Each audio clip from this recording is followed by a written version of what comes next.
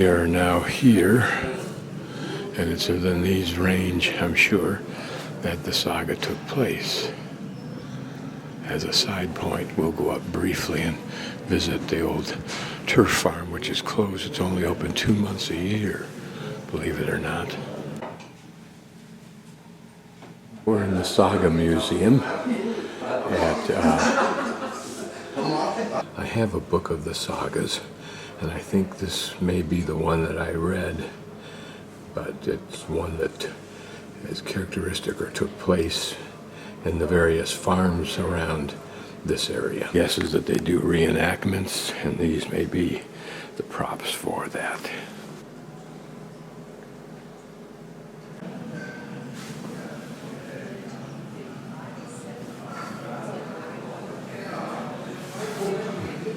There's nothing in English that explains what this is.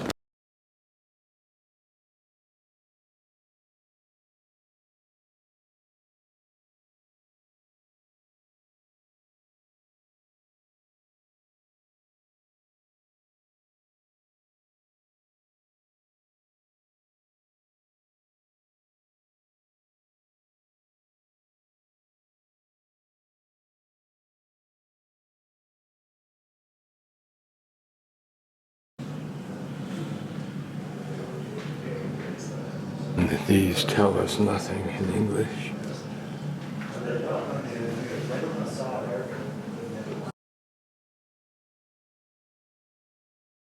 It's theoretically an early primitive map. I mean, like very early.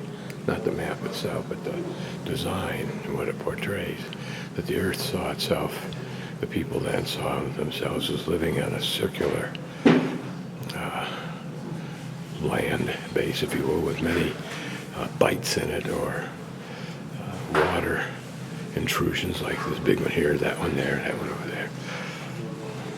Being the Mediterranean Sea, England, Ireland, Scotland, Greenland up above. To suggest that the meaning of the word Mediterranean is literally sea at the center of the world. And here it claims it was the Icelanders who first shattered the world view by discovering new lands across the Western Ocean, Iceland, Greenland, and finally Vinland. I assume that what they're saying is that the Vikings, who also stopped in Iceland, moved on further and discovered those lands. Don't know for sure if that's the meanings. An expanding view of the world, as they saw it at least.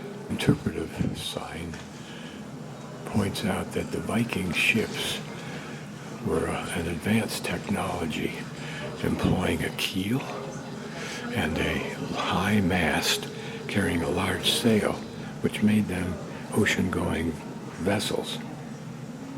Also narrow and fast-moving, which made them apparently much superior when it came to warfare. This was the disruptive technology at its time, giving them great power to travel throughout Western Europe, marauding, as well as settling down and doing beautiful things, as new archaeology has begun to disclose. Apparently is a map that I wish we could see better that shows the various voyages that were made at that time. 985. 2005, maybe getting to where I was in Newfoundland.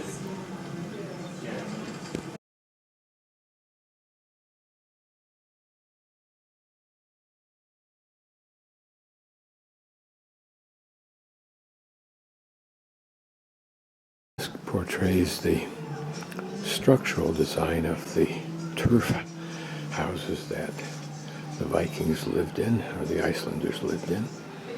It'd be interesting to compare this with what I saw in Newfoundland at the Viking site. These are very large swords, must have been quite heavy, not to mention that axe, particularly for short men, but powerful men, I believe. The size of that axe wielded by one man is unbelievable. It appears to be an original rune stone or carved stone. There's to be no explanation of what this is, or nor what its size is. It looks like something that would be a small totem, but don't really know. Same with this. It looks like it's carved out of onyx, but maybe it's some kind of bone, which would make more sense. This is a copy of a rune stone.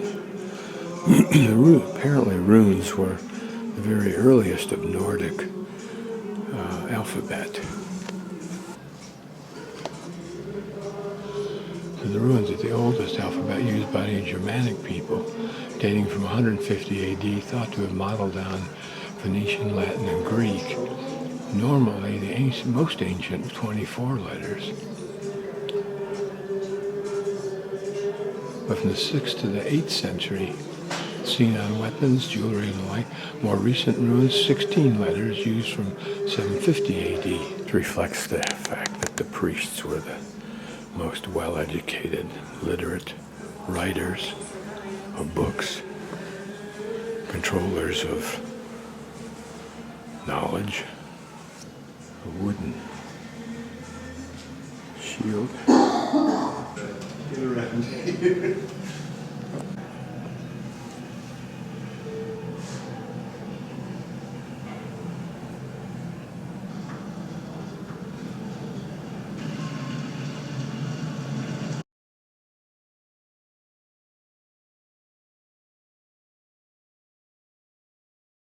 First drive around at Thingvellir National Park, which was also the site of the Althing, Althing, the original parliament of Iceland. We walked either right along those rocks, if you will, or inside where you can see there's a little canyon. I visited, I believe we walked in this area between this first ridge and that rock wall. But this area was known as the Law Rock, and I talked about some of the penalties that were given there for the various crimes. This is how it might have looked when people gathered for that experience. Apparently it was a specific time of year, at least on some occasions. And these small homes, or huts actually, were built of stone, maybe somewhat into the ground, and then covered with fabric. And they were rebuilt and expanded, and some became quite extensive in size, perhaps suggesting that one there in the middle. There may be some gathering of penalty, of punishment. This gathering was held annually from 1930 on, in the summer. It lasted 2 weeks starting in late June.